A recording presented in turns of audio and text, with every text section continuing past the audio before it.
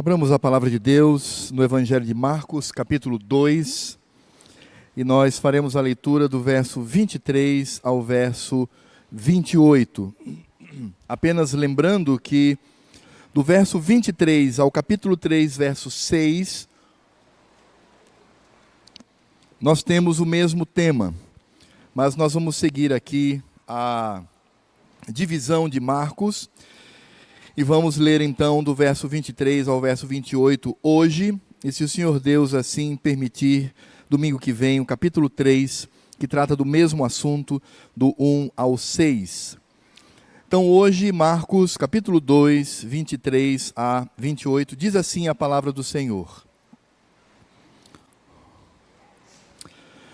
Ora, aconteceu atravessar Jesus em dia de sábado as searas, e os discípulos, ao passarem, colhiam espigas. Advertiam-nos os fariseus: vê, por que fazem o que não é lícito aos sábados? Mas ele lhes respondeu: nunca lestes o que fez Davi, quando se viu em necessidade e teve fome, ele e os seus companheiros? Como entrou na casa de Deus, no templo do sumo sacerdote Abiatar, e comeu os pães da proposição, os quais não é lícito comer, senão aos sacerdotes, e deu também aos que estavam com ele, e acrescentou: o sábado foi estabelecido por causa do homem, e não o homem por causa do sábado, de sorte que o Filho do homem é Senhor também do sábado.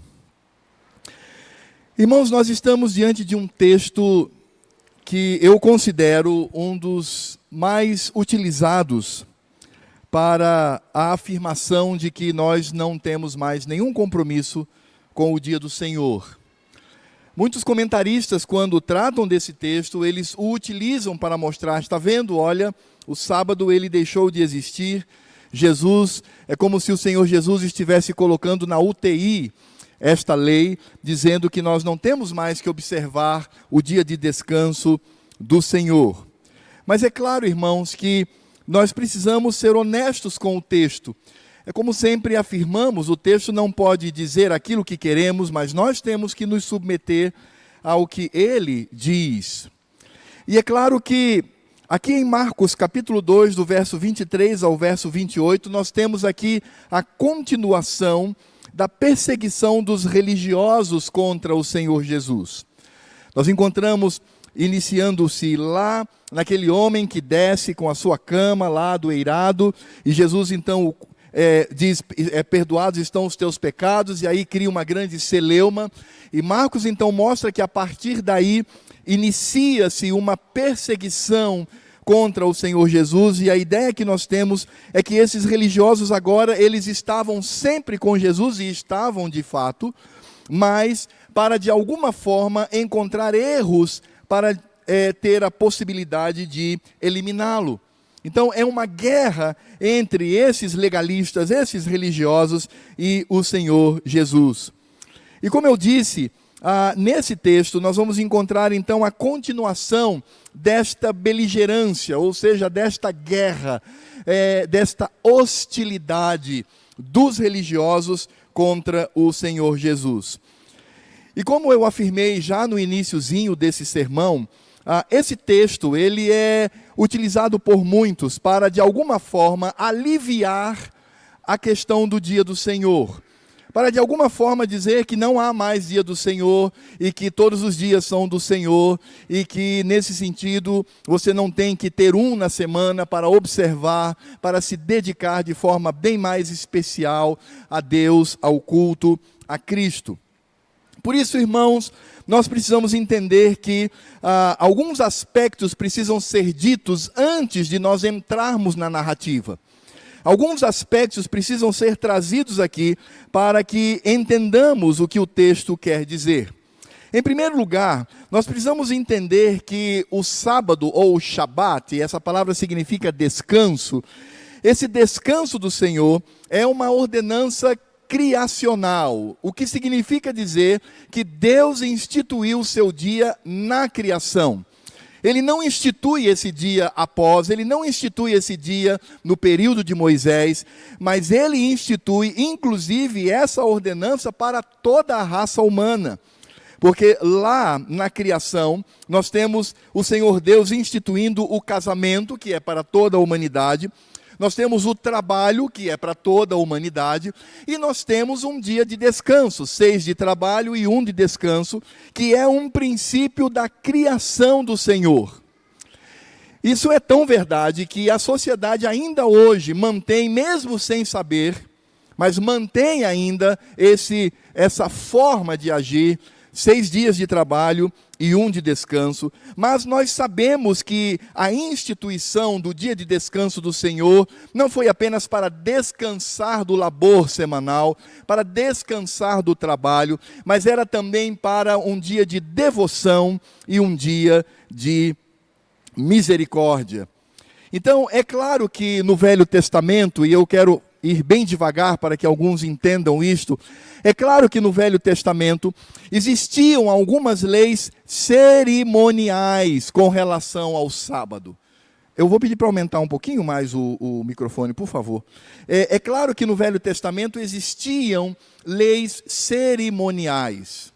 Estas leis cerimoniais com relação ao sábado, estas sim foram abolidas em Cristo. Mas nós também precisamos entender que o sábado, ele está incluso na lei moral, que são os 10 mandamentos. Então, como nós inclusive vimos hoje de manhã, se eu olho para os 10 mandamentos e eu derrubo um mandamento, todos caem. Então eu preciso de alguma forma dar conta disso e entender que se ali, lembra-te do dia de descanso para o santificar, e o argumento é não apenas a criação, mas como está lá em Deuteronômio, o argumento é com relação à redenção e à redenção de Cristo, então eu preciso dar conta disso. Um outro aspecto que nós precisamos entender, irmãos, é o relacionamento de Cristo com a lei. E isso é importante. E aí nós vamos ver o que o próprio Senhor Jesus fala lá em Mateus capítulo 5, do verso 17 ao verso 20. E lá em Mateus 5, 17 a 20, o Senhor Jesus diz: não penseis que vim revogar a lei ou os profetas. Bom, então, nesse sentido, já por esta palavra do Senhor Jesus, para que não haja uma contradição, ele não está, naquele momento de Marcos capítulo 2, a partir do verso 22, revogando lei alguma. Então, nós precisamos ser coerentes com como as Escrituras elas se interpretam. Não penseis que vim revocar a lei ou os profetas. Não vim para revogar, vim para cumprir. Porque em verdade vos digo, até que o céu e a terra passem, nem um i ou um tio jamais passará da lei. E é claro que o sentido aqui é a lei moral. É a lei aplicada ao nosso comportamento diante do Senhor, que vem da intimidade do coração, até que tudo se cumpra. E o cumprimento, obviamente, é a segunda vinda do Senhor, quando nós teremos então o julgamento de todos e estaremos com o Senhor para sempre no céu, e não precisaremos mais da lei, porque já não teremos mais pecado no coração. Aquele, pois, que violar um destes mandamentos, posto que dos menores, e assim ensinar aos homens, será considerado mínimo no reino dos céus. Aquele, porém, que os observar e ensinar, esse será considerado grande no reino dos céus, porque vos digo que se a vossa justiça não exceder em muito a dos escribas e fariseus, jamais entrareis no reino dos céus.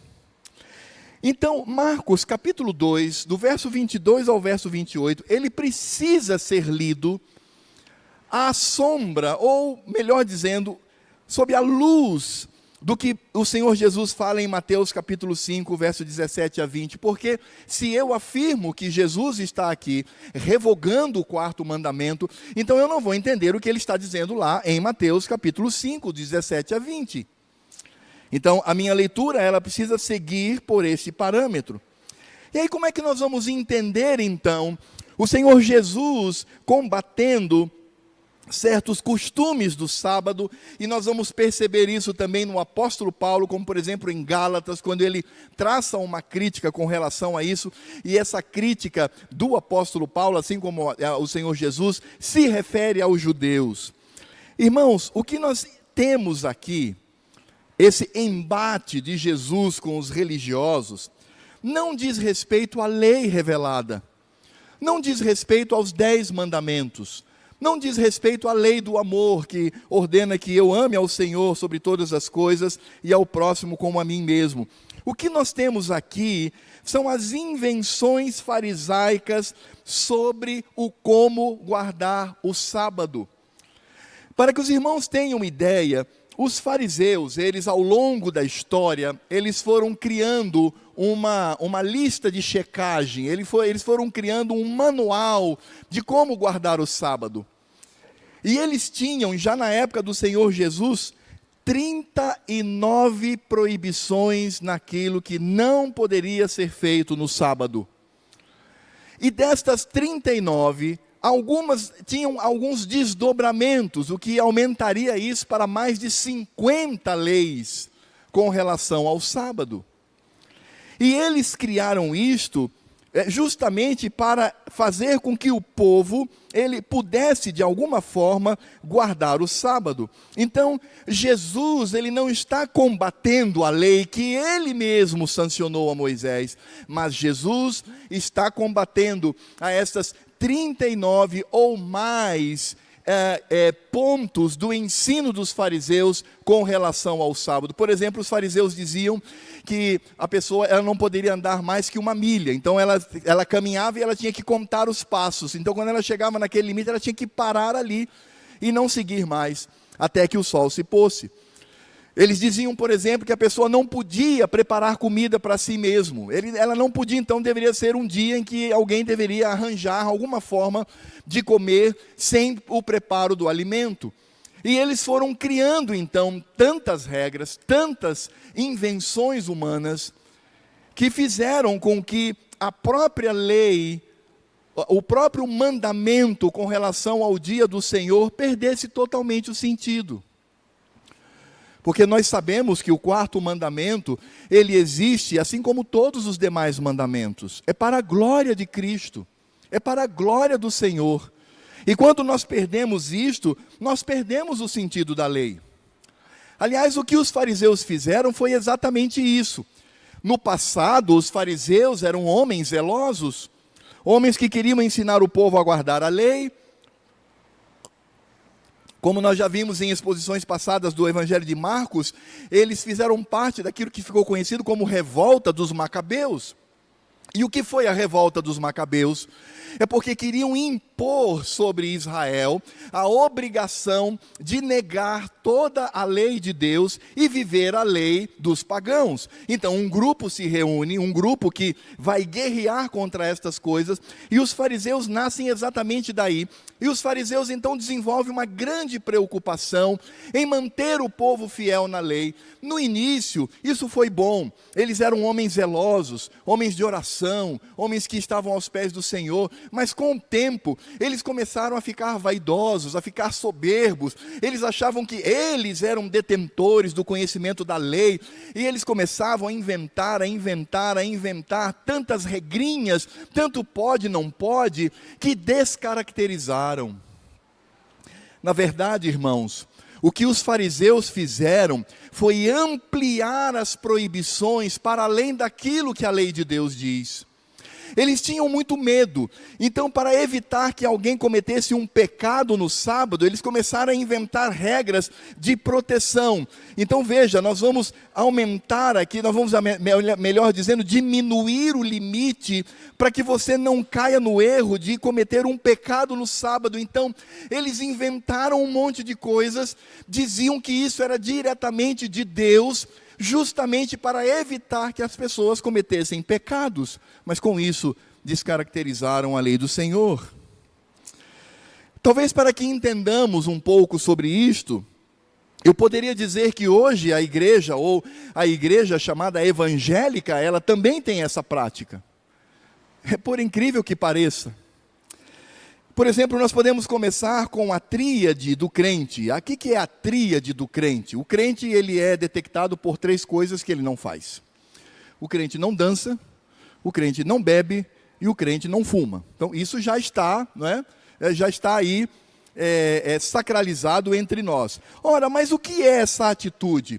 É uma atitude, eu não estou dizendo que a atitude é farisaica, mas o que eu estou dizendo é que a atitude é parecida com o que os fariseus fizeram.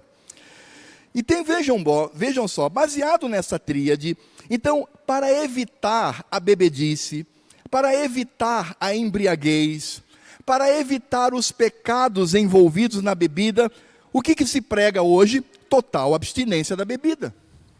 Então você não pode tocar em bebida alcoólica, porque se você tocar você vai estar pecando. E cria-se então um preceito que não vem das Escrituras. Então, para evitar o pecado da bebedeira, o pecado da embriaguez, você diminui os limites, você começa a criar cercas, muros. Então você não pode nem tocar de uma bebida. Por exemplo, para evitar as farras que as pessoas vivem nessas festas horrorosas, que não é lugar para crente mesmo, não é lugar para um cristão, mas aí total abstinência da dança. Então você não pode dançar de forma nenhuma, você não pode botar uma musiquinha lá na sua casa, pegar a sua esposa e dançar de forma romântica com ela. Não é pecado, o crente não pode fazer isso de forma alguma, porque se ele fizer isso com a esposa, ele pode despertar o desejo de caminhar em direção à farra. Então nós vamos evitar aqui. E eu vou dizer algo mais que talvez possa chocar alguns irmãos, mas eu estou apenas usando a história da igreja. Para evitar, por exemplo, o vício do tabaco, proibiu-se fumar. Perceberam? Percebem isto? Prega-se a total abstinência, você não pode nem olhar para aquilo. Há um zelo por trás disto. O zelo dessa pessoa, por esse caminho, ela simplesmente desbancar para o pecado. Então, a regra geral é nenhum uso para que ninguém dê um passo em direção ao que pode ser o pecado. E, irmãos, essa lista, ela aumenta. Basta lembrar que existem comunidades e igrejas que proíbem o uso da barba. Porque diz que a barba lembra os movimentos revolucionários e comunistas. Então o crente não pode usar barba. A mulher não pode usar calça comprida de jeito nenhum. Há uma denominação no Brasil que proibiu as mulheres de andar de bicicleta. Existem igrejas que proíbem os crentes de ir ao cinema. Por que proíbe o crente de ir ao cinema? Porque no cinema ele pode ser tentado ali a sentar ao lado de uma jovem e pecar contra ela. Então, para evitar que você peque no cinema, não vá ao cinema. Existem igrejas que proíbem o uso de cafeína. Você não pode tomar Coca-Cola, não pode tomar Pepsi, não pode tomar café. Por quê? Porque vicia, é vício. Existem igrejas que proíbem certos tipos de alimentos. Não, você não pode comer certos tipos de alimentos, porque senão você vai ficar viciado e você vai pecar. Ora, foi contra isto que Jesus combateu. Foi contra isto que Paulo combateu. Não necessariamente essas regrinhas, porque essas regras já nos pertencem, já faz parte da igreja evangélica. Mas foi exatamente o que Cristo e Paulo fizeram com relação aos fariseus, que também criaram regras de segurança, criando uma situação insustentável com relação à lei do Senhor. A lei do Senhor deixou de ser deleite, a lei do Senhor deixou de ser prazer, a lei do Senhor deixou de ser alegria, para ser um número de regras onde as pessoas deveriam cumprir aquilo. Tanto é que hoje, igrejas que percebem mulheres usando calça comprida, ou ir ao cinema, ou usar a barba, ou ingerir cafeína, seja o que for, ou dançar, seja o que for, não é crente, é ímpio. E vejam, isso não está na Escritura. E nós temos que ser honestos com relação a isto. É claro que eu, particularmente, não estou fazendo nenhuma defesa desses usos e costumes. Eu, há mais de 30 anos, não coloco uma gota de álcool na boca. Foi uma decisão minha. Eu me tornei totalmente abstêmio há 30 anos, a ponto, por exemplo, de não utilizar nem esses docinhos que são recheados com bebida alcoólica. Nem isso eu utilizo. Eu não gosto de festa. Eu disse para minha esposa, se eu fosse descrente, acho que eu não iria para a festa, porque é uma coisa tão chata, tão superficial, tão sem sentido, que eu jamais faria isto. Eu nunca coloquei um cigarro na boca e nem vou colocar, e nem incentivo os irmãos a fazê-lo. Não fumem, porque de fato é algo que destrói a sua vida. Portanto, o que eu estou dizendo aqui não é uma defesa para mim, porque eu não uso nenhum desses 3 elementos e não tenho o menor desejo de fazê-lo. Inclusive, sou totalmente abstêmio com relação a essas questões, mas o que eu estou dizendo, irmãos, é que a igreja criou essas regras e transformaram essas regras em lei de Deus. Transformaram essas regras, deram status a essas regras como a lei de Deus, quando a lei de Deus não diz nada sobre isso. Foi exatamente isso que aconteceu aqui. Quando nós olhamos para Marcos capítulo 2, do verso 23 ao verso 28, nós vamos perceber exatamente isso. Este choque entre Cristo, o Senhor da lei, e os fariseus, que criaram muitas regrinhas para se viver a lei de Deus. Isso me fez lembrar um episódio que aconteceu entre 2 pastores muito crentes, homens de Deus. E certa vez o pastor brasileiro foi pregar lá nos Estados Unidos com aquele pastor. E o pastor, um homem crente, o chamou na sua salinha e falou: olha, você quer uma dosezinha de uísque, um vinho e tal?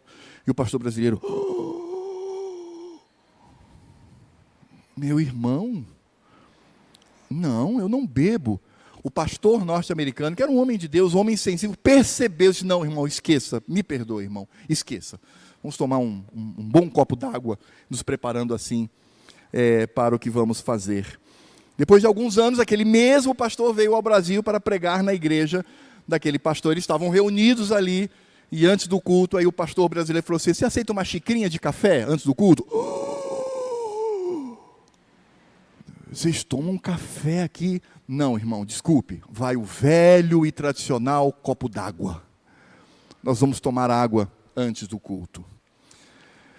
Irmãos, nós precisamos entender e ter maturidade com relação a isto. Nós queremos encher as pessoas de regrinhas sem fazer com que elas tenham maturidade. Então, nós achamos que as pessoas elas não têm maturidade. Então, nós vamos criar regras, para ela ter todos os obstáculos possíveis para a possibilidade de pecar em determinada área. Essa era a visão dos fariseus. Volto a dizer, não estou fazendo uma comparação direta, mas esta era a visão dos fariseus. E vamos ver agora o que aconteceu aqui. Vamos olhar para o nosso texto. A Bíblia nos diz que Jesus caminhava com os discípulos em meio a uma plantação de trigo, e isso aconteceu no dia do Senhor.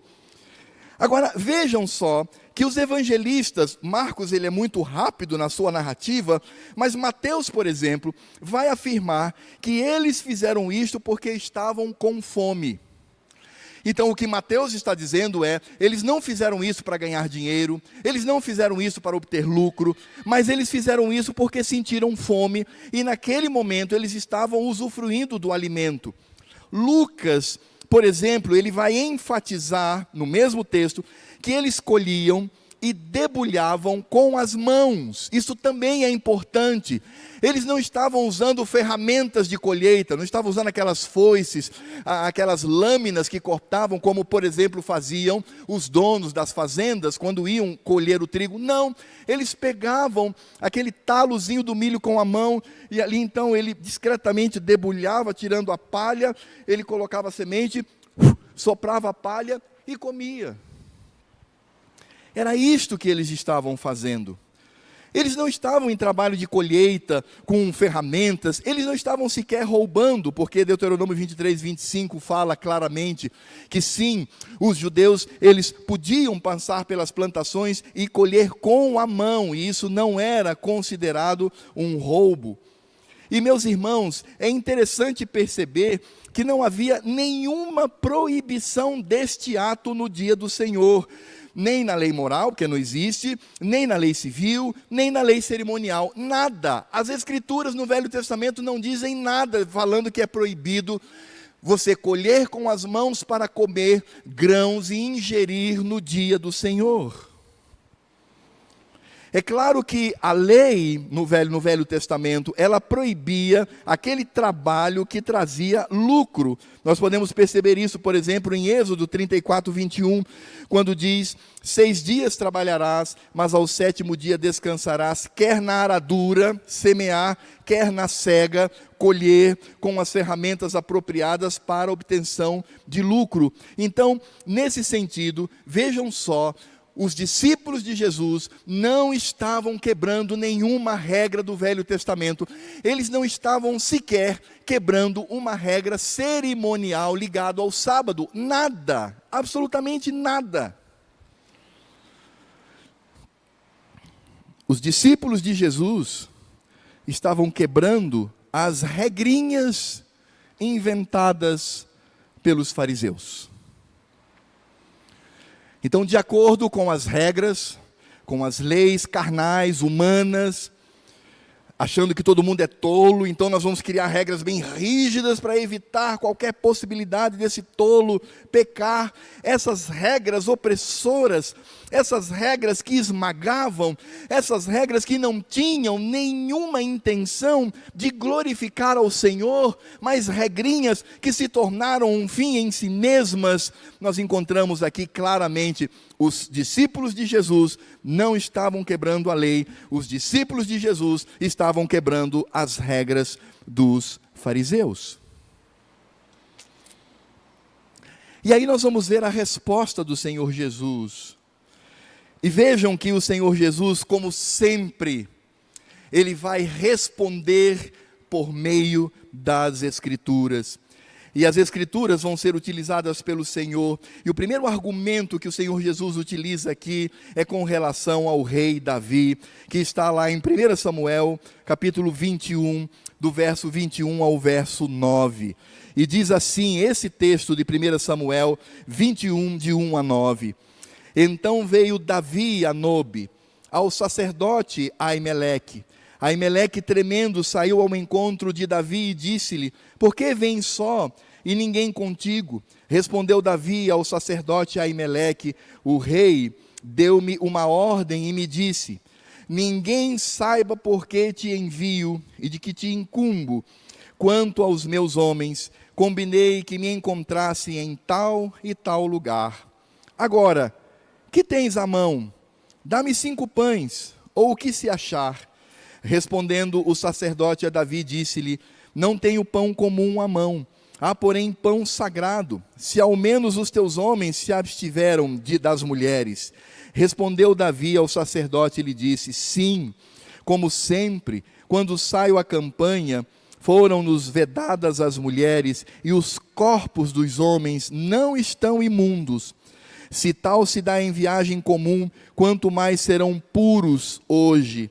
Deu-lhes, pois, o sacerdote o pão sagrado, porquanto não havia ali outro, senão os pães da proposição, que se tiraram de diante do Senhor, quando trocados, no devido dia, por pão quente. Achava-se ali naquele dia um dos servos de Saul, detido perante o Senhor, cujo nome era Doeg, edomita, o maioral dos pastores de Saul. Disse Davi a Aimeleque: não tens aqui à mão lança ou espada alguma? Porque não trouxe comigo nem a minha espada, nem as minhas armas, porque a ordem do rei era urgente. Respondeu o sacerdote: a espada de Golias, o filisteu, a quem mataste no vale de Elá, está aqui, envolta num pano detrás da estola sacerdotal. Se a queres levar, leva-a, porque não há outra aqui senão essa. Disse Davi: não há outra semelhante. Dama. Irmãos, esse é o evento que o Senhor Jesus traz à memória.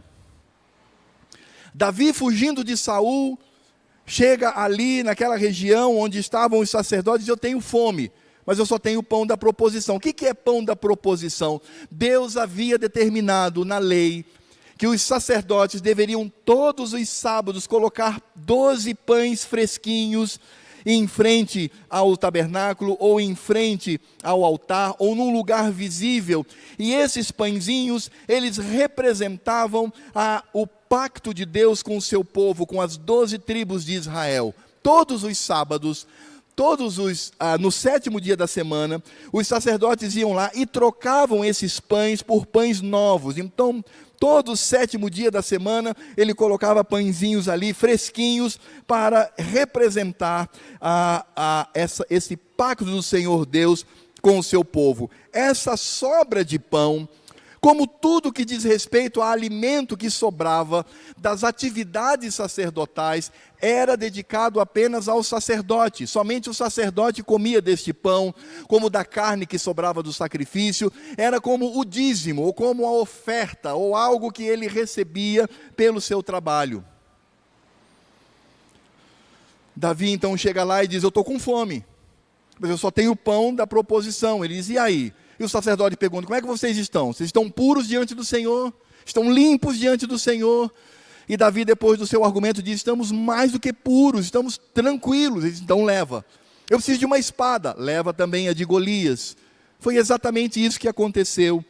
E quando nós olhamos para a narrativa maior sobre esse evento de Davi, nós vamos descobrir que, inclusive, Davi pede para que Aimeleque consulte ao Senhor. Aimeleque consulta ao Senhor com respeito ao que Davi deveria fazer. Portanto, o que nós estamos vendo é Davi exercendo a vontade do Senhor. O que estava acontecendo ali era Davi exercendo o seu papel de ungido do Senhor para exercer a vontade de Deus. Estava em plena comunhão com o Senhor. E tudo isto, com Davi, aconteceu num dia de sábado, porque fora o dia da troca dos pães. Por que o Senhor Jesus utiliza essa imagem? É muito claro, porque nós sabemos que Davi, o rei, ele apontava para o grande rei, Cristo, o Senhor.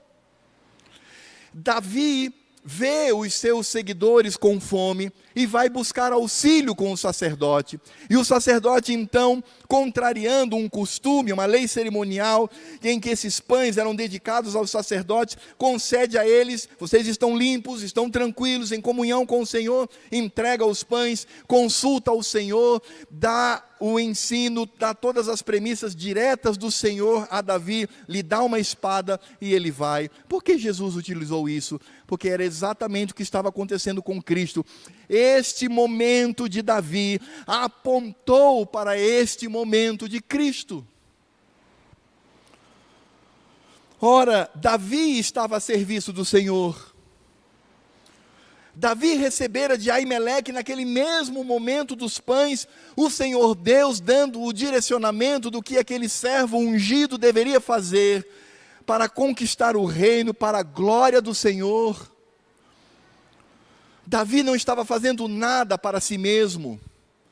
Davi não estava ajeitando os seus negócios, mas ele estava em campanha para a glória do Senhor, inclusive recebendo instrução do Senhor.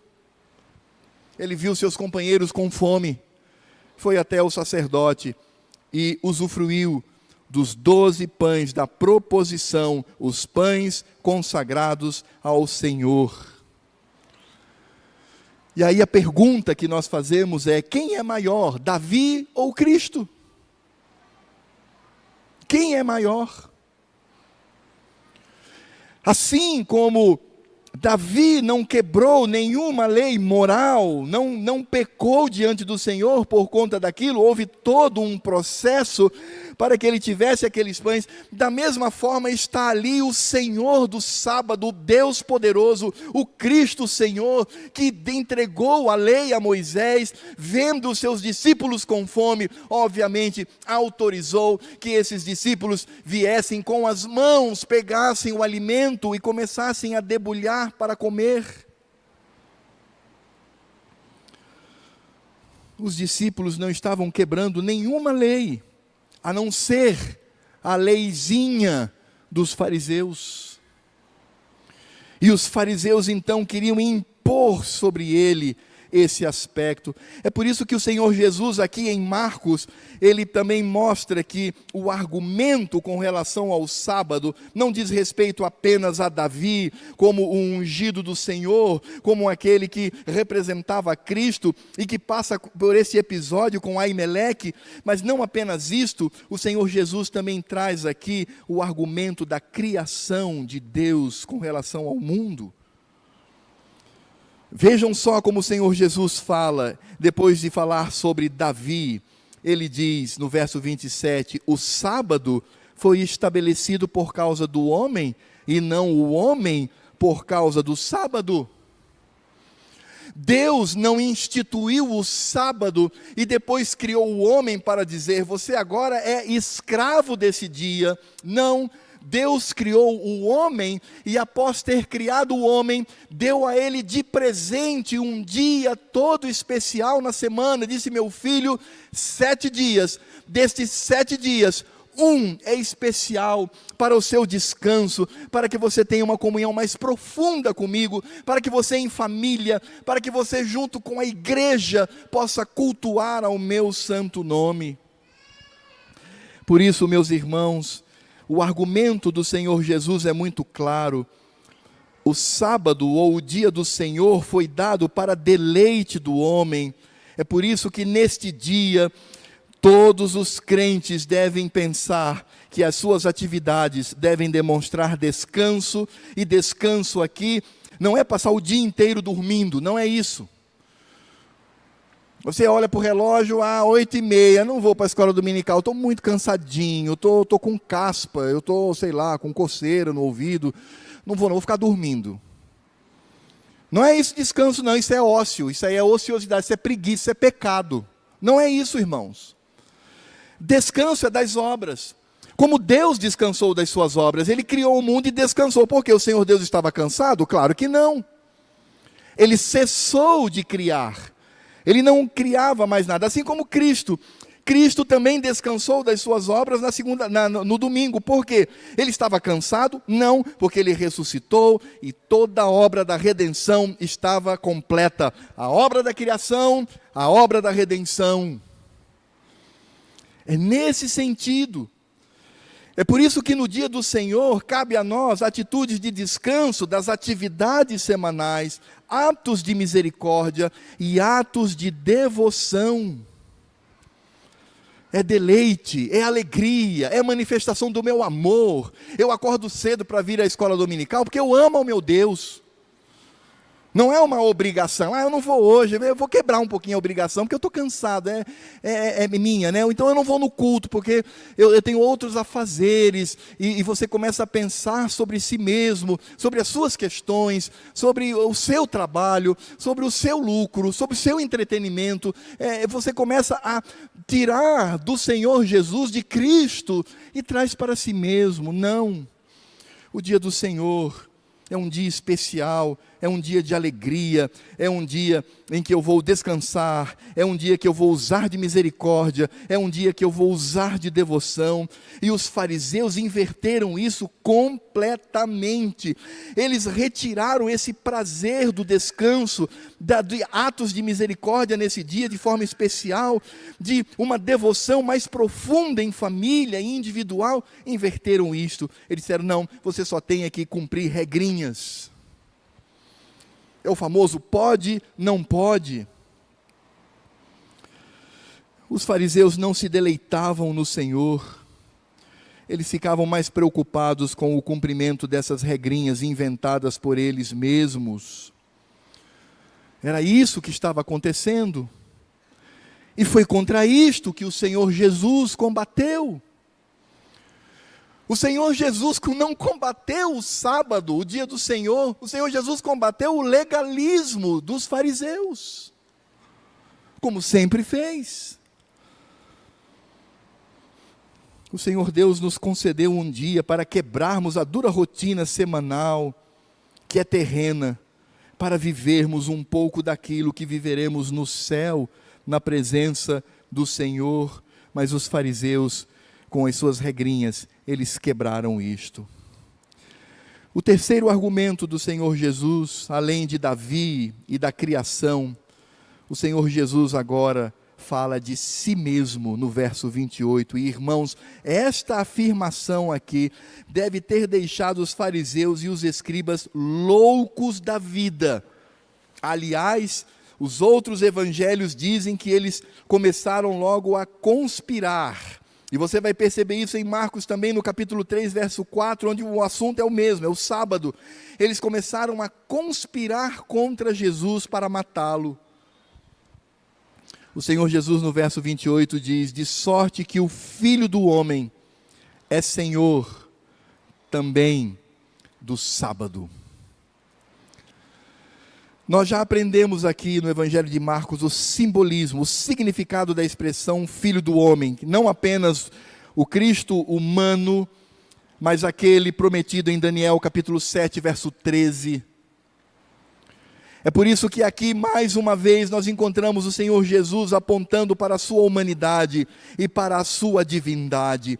Quando ele diz de sorte que o Filho do Homem, está falando do Cristo homem, aquele que estava encarnado, aquele que, à exceção do pecado, sentia tudo que um ser humano pode sentir nessa terra. Um ser humano completo, com todo o sofrimento, com todos os impedimentos, com tudo que nós sentimos, um homem.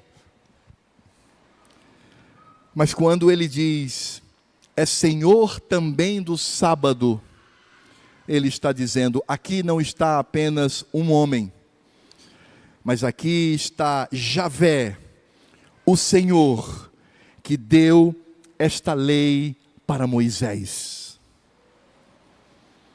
E aí nós temos o mistério da encarnação do Redentor, e nós temos o mistério das duas naturezas do nosso Redentor. Nós temos o Cristo que é homem, tanto quanto eu e você, um ser humano como qualquer um aqui, não tinha pecado, mas tinha todos os problemas que enfrentamos, mas ali também estava presente o Deus Todo-Poderoso. Isso é tão profundo para a nossa mente, que quando hoje nós afirmamos que Jesus em corpo está no céu, então ele como homem, como o primeiro da ressurreição, ele está lá no céu, ao lado de Deus Pai, restrito às questões do seu próprio corpo. Nós sabemos que Cristo como Deus está presente aqui nessa noite conosco. Esteve presente espiritualmente nos elementos, na nossa vida, nessa pregação que está sendo feita, em tudo. Cristo está aqui como Deus, e Cristo está como homem em corpo ao lado do Pai. Irmãos, quando ele estava andando nessa terra, nesse momento aqui, era a mesma coisa. A diferença é que Cristo em corpo estava na terra, com as limitações, ele sentia fome, sentia sede, se cansava, suava, ele precisava dos elementos comuns da vida humana, ele estava aqui preso a esse corpo, mas Jesus, Cristo como Deus, no momento em que ele estava aqui na terra, ele sustentava o universo com o seu poder. É isto que significa natureza humana e natureza divina. O Senhor Jesus, eu gosto muito de uma expressão dita pelo pastor Gessé, Cristo não trapaceou como ser humano, ele foi um ser humano como qualquer um, excetuando o fato de que não tinha pecado. Mas como Deus, ele não diminuiu a sua divindade, ele diminuiu a sua glória, porque veio e encarnou, mas a sua divindade permaneceu. Enquanto Cristo estava nessa terra com os seus discípulos, ao mesmo tempo ele, o Deus Filho, estava sustentando o universo pelo seu poder, pela sua glória, pela sua majestade. Os fariseus não sabiam disso, ou não queriam entender isto. O Senhor Jesus responde pelas Escrituras, primeiro um evento com Davi, depois o evento da criação, e agora ele diz, eu sou o Senhor. Em outras palavras, é como se Jesus dissesse àqueles fariseus, quem são vocês? Eu sou o Senhor do sábado, não vocês. Vocês são deturpadores do sábado e da lei. vocês deturparam, vocês afastaram as pessoas do deleite, da alegria. Vocês afastaram as pessoas de se regozijar na vontade do Senhor, manifesto no meu amor para com Deus e para com o meu próximo. Vocês destruíram isto com os seus legalismozinhos. Isso que vocês fizeram. Quem são vocês? Destruidores daquilo que Deus instituiu nessa terra. Mas eu sou o Todo-Poderoso, eu sou o Senhor. Eu também sou o Senhor do sábado, por isso, calem a boca. Foi isso que o Senhor Jesus disse. Mostrando a sua autoridade. Jesus está dizendo, eu sou maior que Davi. Jesus está dizendo, eu estava na criação, quando este dia foi instituído. Eu aqui, neste momento encarnado, continuo Deus, continuo Javé, continuo o Senhor Todo-Poderoso. Eu sou o Senhor do sábado. Meus irmãos, quais seriam as aplicações para a nossa vida quando nós pensamos neste evento tão lindo?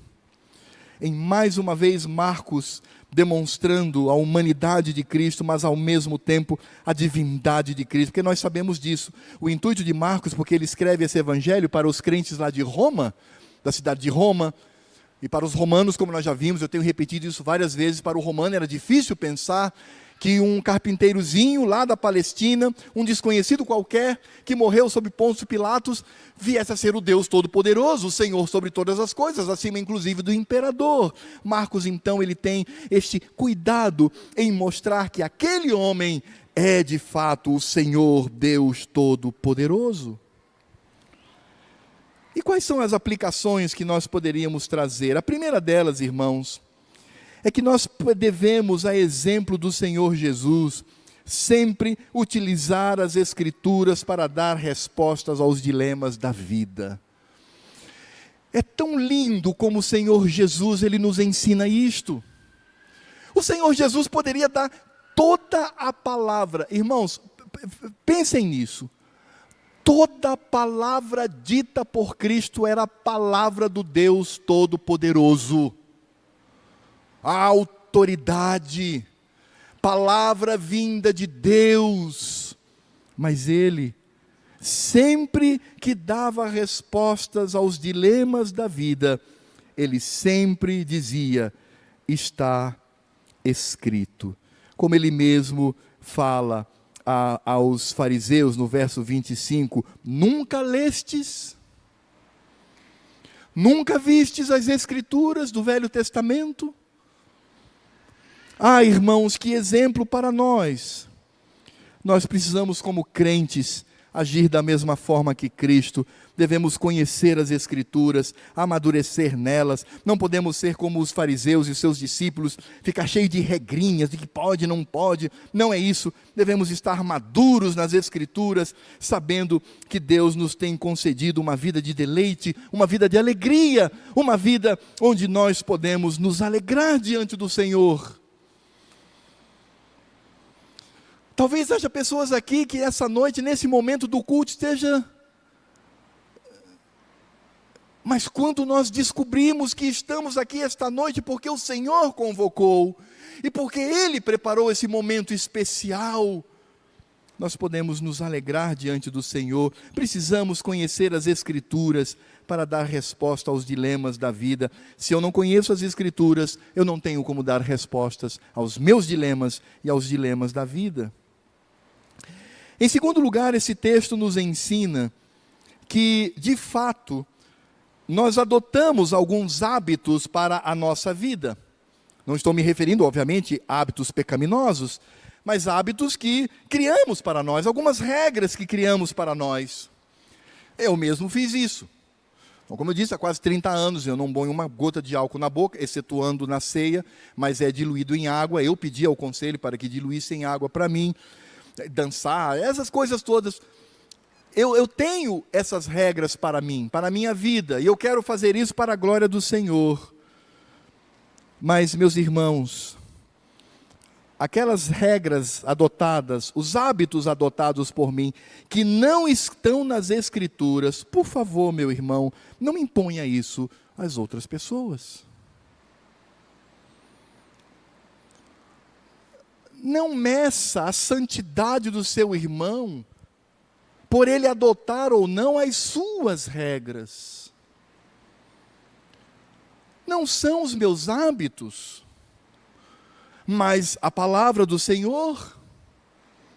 Se o hábito daquele irmão contraria algo que eu adotei, mas está debaixo das Escrituras, ele não está ferindo a Cristo, ele não está pecando, e ele inclusive pode encontrar argumentos bíblicos para o seu ato. Irmãos, precisamos ter cuidado com relação a isto.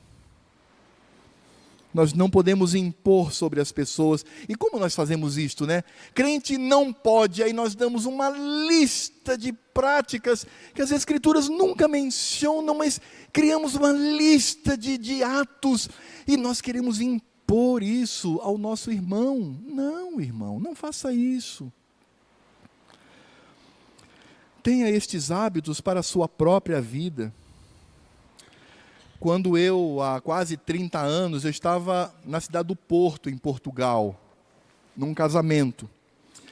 Eu nunca esqueço daquela noite. Pelo que eu vi, eu disse: Senhor, a partir de hoje, até a minha morte, eu nunca mais vou colocar uma gota de álcool. Nunca mais. E pela graça do Senhor, eu tenho preservado isso até hoje. Mas, meus irmãos, isso foi uma decisão minha com o Senhor Deus. Eu não posso impor os meus hábitos para mensurar a santidade dos meus queridos irmãos. Eu preciso ter cuidado com isto. Eu não posso me assemelhar aos fariseus que criaram tantas regras e exigiram que as pessoas fizessem, inclusive o próprio Deus Todo-Poderoso encarnado. Eles tiveram a ousadia de afrontar ao Senhor da lei com as suas regras humanas. Meus irmãos, somente é proibido e autorizado aquilo que está nas Escrituras. Isso é para todo crente. De resto, devemos conviver uns com os outros no amor, sabendo que a nossa luta é contra o pecado. Quando é pecado, não. Aí não tem conversa, não tem o que dizer.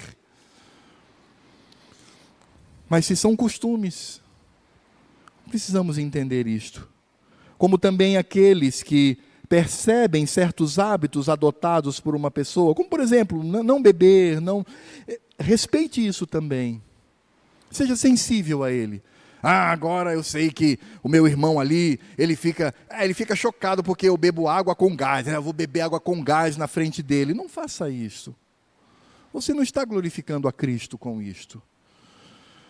Certa vez um irmão muito querido chegou para mim e falou assim: pastor, eu tenho dificuldade, eu não consigo ouvir música que não seja sacra. Eu não consigo ouvir música que não seja da igreja. Eu disse: meu irmão, amém. Tranquilo, você está fazendo isso para a glória de Deus, não tem problema nenhum. Pastor, mas eu acho que o senhor deveria fazer uma pregação para mostrar para os crentes. Meu irmão, aí não, aí vamos parar por aí.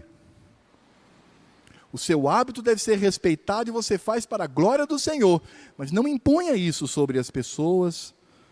Precisamos ter cuidado com relação a isto, porque senão podemos nos assemelhar aos fariseus tão atacados pelo Senhor. Em terceiro e último lugar, irmãos, eu gostaria de aplicar também falando sobre o dia do Senhor.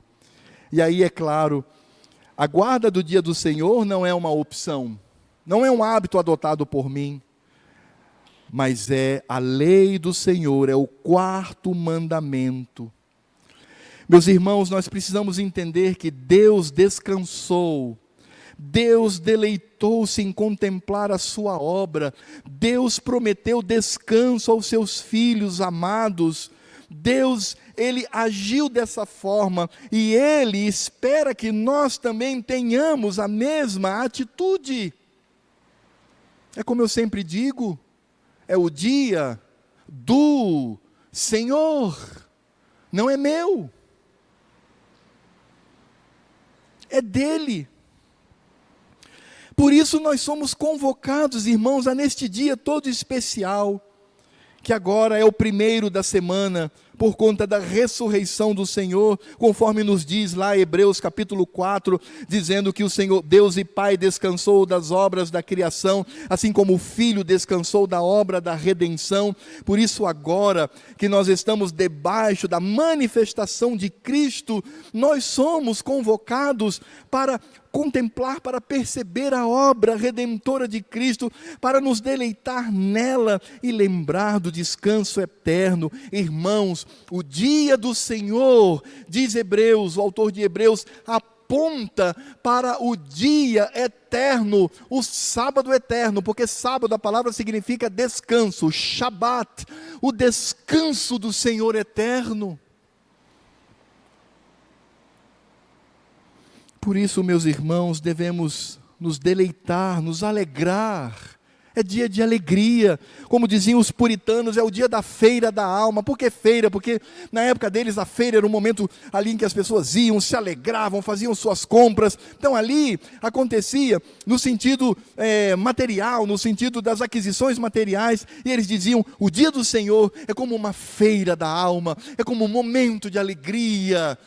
O crente no sábado, quando ele vai dormir, ele diz assim, meu Senhor, amanhã é o teu dia, amanhã de manhã estarei com os meus irmãos na igreja, na escola dominical, aprendendo da tua palavra, levando os meus filhos e fazendo com que eles aprendam que o dia do Senhor não é para ócio, não é para preguiça, não é para se divertir, não é para trabalhar, mas é para se dedicar totalmente ao Senhor. E nós também vamos cultuar ao Senhor para a glória dEle, com alegria. Sabe, meus irmãos, a pergunta correta que nós devemos fazer com relação ao dia do Senhor é esta: o que posso fazer para agradar ao meu Deus? O que posso fazer para glorificar a Cristo neste dia tão especial? É claro que eu devo glorificar a Cristo nos demais dias, é claro que eu devo agradar ao Senhor nos dias da semana, mas no dia do Senhor, no dia da ressurreição, no dia do meu Cristo, no dia do meu amado, eu devo perguntar, o que posso fazer para agradar a Deus? Então, ir pescar é agradar a Deus no dia do Senhor, ir caçar é agradar a Deus no dia do Senhor, ir fazer compras no shopping é agradar a Deus. Faça essa pergunta. Deixar de ir à igreja para ficar dormindo? Faça essa pergunta.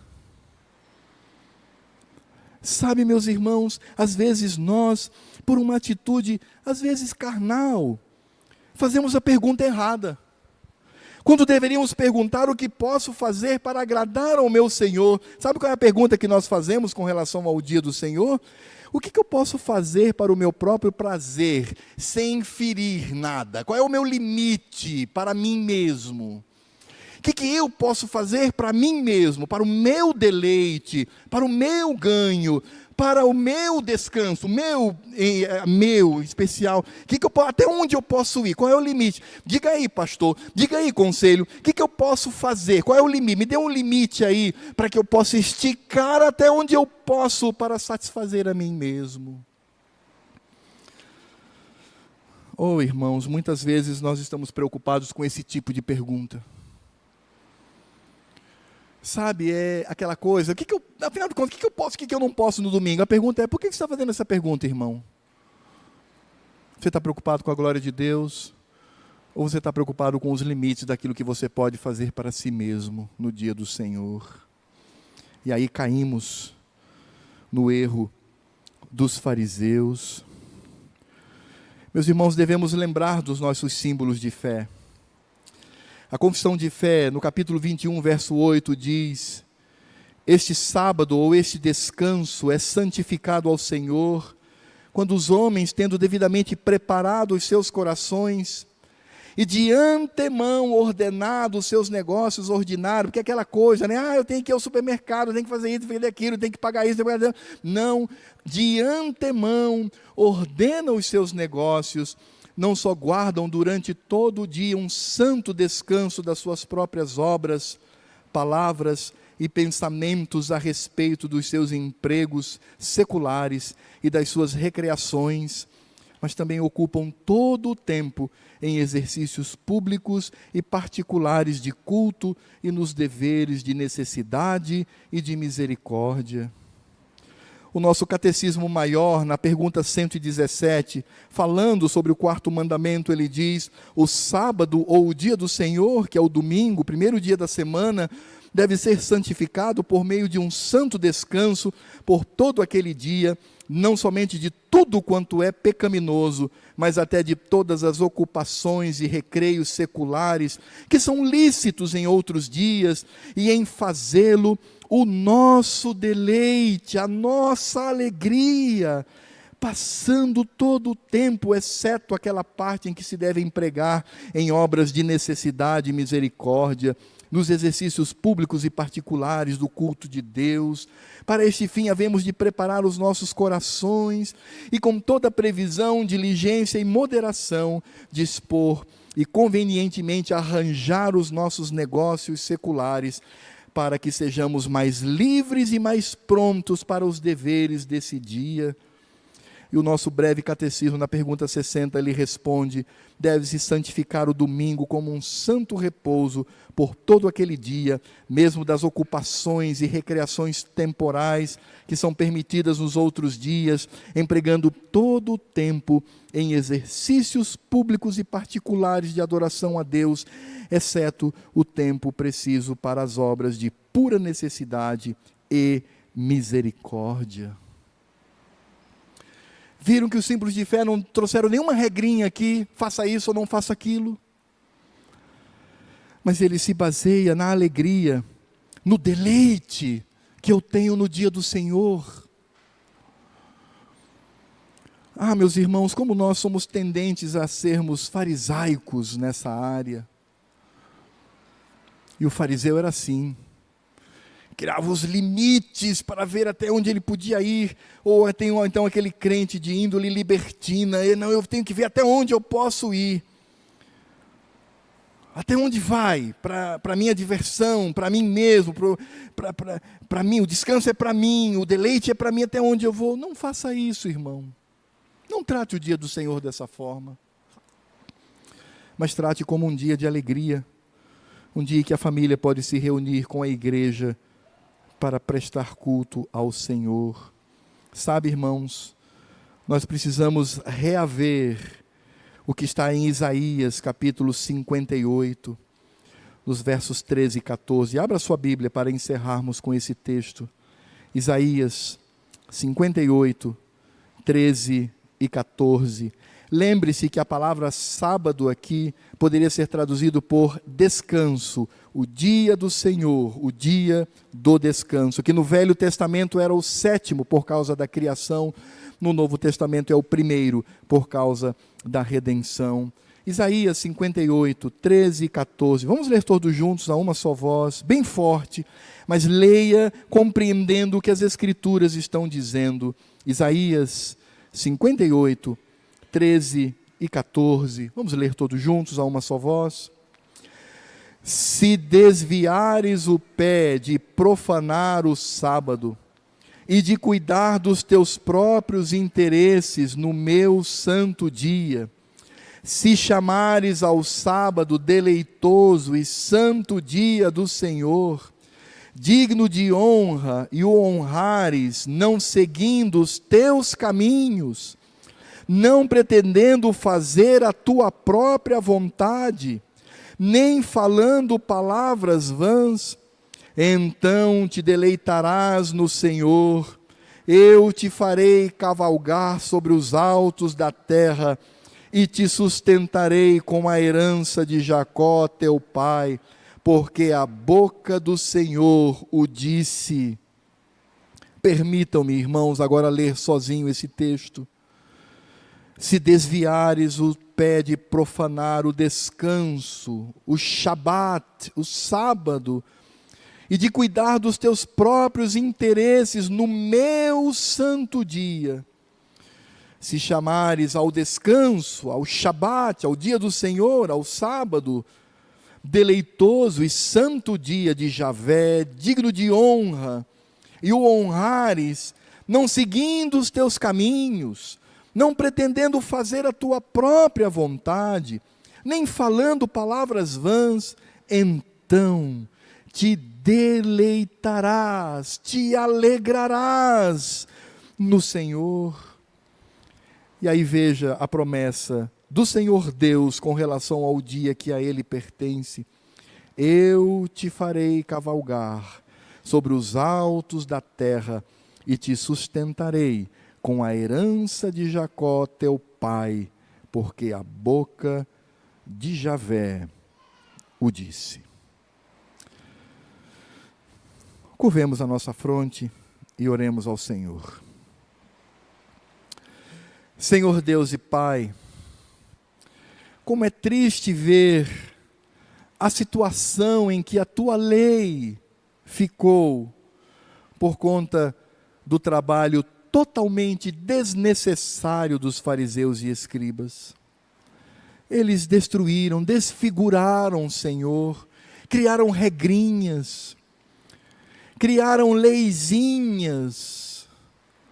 Eles não estavam preocupados em suscitar no povo a alegria de 6 dias trabalhar e se divertir, mas um dedicar totalmente ao Senhor. E o povo não tinha alegria nisto, mas apenas medo, pavor e desejo de cumprir as regras, meu Pai. Como vimos na tua palavra, quando o Senhor passou naquela plantação, os teus discípulos não estavam pecando contra ti, porque também ali estava presente o Senhor do sábado. Eles não estavam quebrando nenhuma lei, nada. Eles estavam comendo. Como alguém que prepara a sua refeição no dia do Senhor. Preparar a refeição é trabalho? É, mas é pecado? Não, claro que não. Ó Senhor, dá-nos maturidade com relação a este tema. Dá-nos, ó Deus, a visão do Senhor Jesus. Havia uma necessidade ali instaurada, fome, havia comida, e eles comeram. Assim como Davi, que apontou para Cristo, que estava com fome, e tomou aqueles pãezinhos já retirados da proposição, destinados ao alimento dos sacerdotes. Ele tomou aqueles pães para si e alimentou o seu grupo que estava todo em comunhão contigo, cumprindo a tua vontade. Ó Senhor, por favor, ajuda-nos nisto. Ajuda-nos a sermos maduros, a termos a tua palavra para responder aos anseios da nossa vida. Ajuda-nos, ó Deus, a termos maturidade para não impor sobre as pessoas algumas regras particulares que colocamos para a nossa caminhada e que não são, ó Deus, encontradas nas Escrituras.